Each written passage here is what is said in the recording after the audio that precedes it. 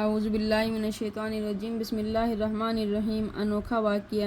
علماء کرام نے ایک واقعہ لکھا ہے کہ ایک بیوی بہت خوبصورت تھی جبکہ خاوند بہت بدصورت اور شکل کا انوکھا تھا، رنگ کالا تھا۔ بہرحال زندگی گزر رہی تھی، نیک معاشرے میں زندگیاں گزر جایا کرتی ہیں۔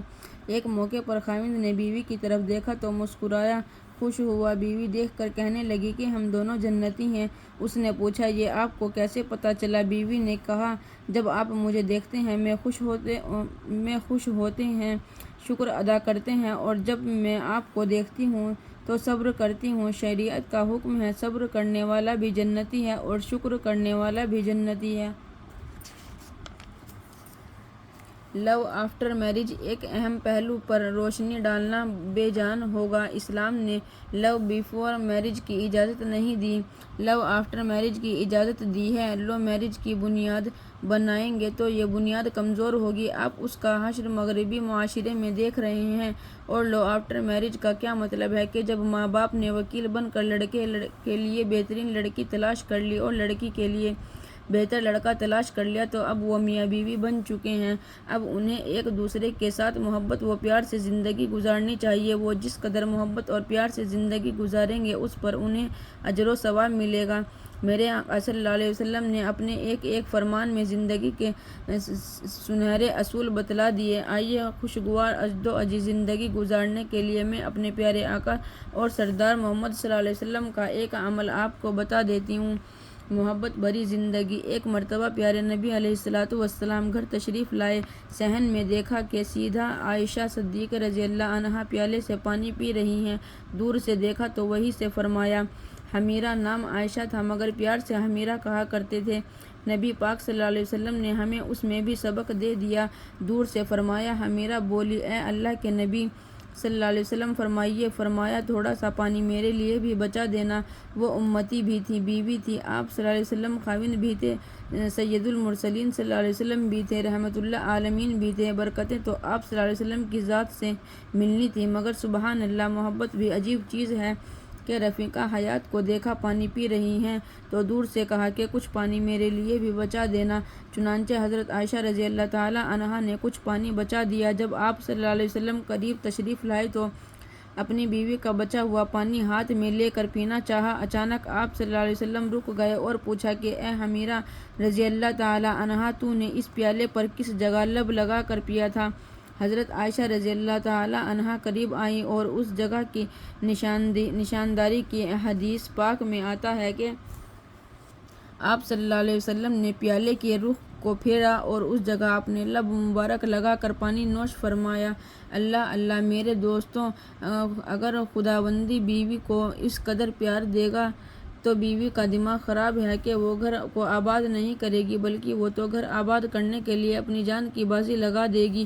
وہ محبت کا جواب محبت سے، الفت کا جواب الفت سے، پیار کا جواب پیار سے اور وفا کا جواب وفاؤں سے دے گی، اور وہ خاوند کی محبت کو دل میں بسائے گی اور آنکھوں کے جھروکوں میں اس کی تصویر سجائے گی۔ یہ ہے ازدواجی زندگی کا حسین اسلامی تصور۔ آئیے نفرتوں کو دور کیجیے اور محبت بھری پاکیزہ زندگی ابتدا کیجیے۔ فرصت زندگی کم ہے، محبتوں کے لیے لاتے ہیں کہاں سے وقت لوگ نفرتوں کے لیے۔ اللہ رب العزت ہمیں خوشگوار ازدواجی زندگی گزارنے کی توفیق نصیب فرمائے، آمین۔ بچے کا پہلا مدرسہ۔ انسانی زندگی کی ابتدا ماں کے بطن سے ہوتی ہے۔ بچہ ماں کے پیٹ سے پیدا ہو کر دنیا میں آتا ہے، اسی لیے ماں کی گود کو بچے کا پہلا مدرسہ کہا جاتا ہے۔ آئندہ کے ایک دو بیانات عورت کی تعلیم کی ضرورت، عورت بچوں کی تربیت کس طرح کرے، اس عنوان پر رہیں گے۔ امید کے سب مستورات توجہ سے سنیں گی، اہم نکات کو لکھ کر محفوظ کریں گی اور ان باتوں کو عملی جامہ پہنائیں گی تاکہ ان سے ان کو دینی و دنیاوی سب فائدہ حاصل ہو سکے۔ فارسی کا ایک شاعرہ ہے، جب کوئی مستری کسی دیوار کی پہلی اینٹ ہی ٹیڑھی رکھ دیتا ہے تو وہ دیوار آسمانوں تک اونچی چلی جائے، اس کا ٹیڑھا پن بڑھتا ہی چلا جاتا ہے۔ بالکل اسی طرح اگر کسی ماں کی اپنی زندگی میں دینداری نہیں اور وہ بچے کی پرورش کر رہی ہے تو وہ بچے میں دین کی محبت کیسے پیدا کر پائے گی؟ اس لیے اس پہلی اینٹ کو ٹھیک کرنے کی ضرورت ہے۔ ماؤں کی گود کو دینی گود بنانے کی ضرورت ہے۔ آج بچیاں اپنی عمر کی وجہ سے ماں بن جاتی ہیں، لیکن دینی تعلیم نہ ہونے کی وجہ سے ان کو یہ پتہ نہیں ہوتا کہ مجھے کیا کرنا ہے۔ وہ ماں کے مقام سے واقف نہیں ہوتی، ماں کی ذمہ داریوں سے واقف نہیں ہوتی، بیچاری اپنی عقل سمجھ سے جو بہتر سمجھتی ہیں وہی کرتی ہیں۔ کتنا اچھا ہوتا کہ اس کو دین کی تعلیم ہوتی، قرآن اور حدیث کی علوم اس کے سامنے ہوتے، اللہ والوں کی زندگیوں کے حالات اس کو معلوم ہوتے، قدم قدم پر یہ بچے کو اچھی ہدایات دیتی، نصیحتیں کرتی، دعائیں دیتی، اس کی محبت بھری باتیں بچے کی زندگی میں نکھر کر سامنے آ جاتی۔ عورتوں کی دینی تعلیم کی ضرورت۔ عورتوں کو دینی تعلیم دنیا انتہائی ضروری ہے کہ یہ عاجز پہلے بھی کئی مرتبہ کہہ چکا ہے کہ اگر کسی انسان کے 2 بچے ہوں، ایک بیٹا اور ایک بیٹی، اور اس کی حیثیت اتنی ہو کہ وہ 2 میں سے ایک کو تعلیم دلوا سکے، تو اس کو چاہیے کہ بیٹی کو تعلیم پہلے دلوائیں، اس لیے کہ مرد بوڑھا، فرد پڑھا، عورت پڑھی، خاندان بڑھا۔ آج کل کے مردوں میں ایک بات عام مشہور ہے کہ جس حدیث پاک میں آیا ہے کہ عورتیں عقل اور دین میں ناقص ہوتی ہیں، یہ بات 100% ٹھیک ہے۔ اس کی وجہ یہ کہ ان کی عقل میں جذباتیں زیادہ ہوتی ہیں، ذرا سی بات پر بھڑک اٹھتی ہیں، محسوس جلدی کر لیتی ہیں، نرم بھی جلدی پڑ جاتی ہیں، گرم بھی جلدی ہو جاتی ہیں، تو یہ عقل کی افراط و تفسیر، کمی پیشی، یہ عقل کا نقص ہے۔ دوسرا، اپنے جذبات یہ قابو نہیں رکھ پاتی، جذبات میں آ جائیں تو دین کی باتوں کو بھی ٹھکرا بیٹھتی ہیں، اس لیے فرمایا کہ ان میں عقل اور دین کی کمی ہے۔ ویسے اگر یہ کسی کام کے کرنے پر تل جائیں تو ماشاءاللہ کر کے دکھا دیا کرتی ہیں۔